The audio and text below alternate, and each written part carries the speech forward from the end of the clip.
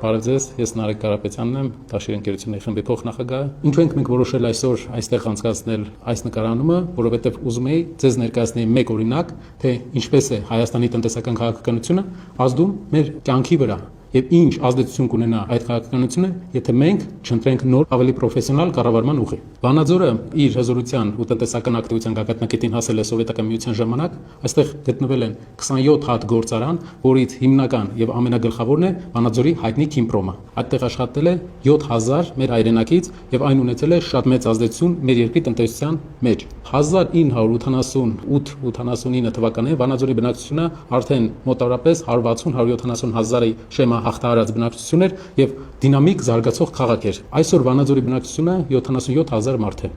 Այսինքն ավելին քան 2 անգամ կրճատվել է մեր երկրի երրորդ քաղաքի բնակչությունը եւ վերջի 7 տարվա ընթացքում բնակչությունը իջել է եւս 5%-ով։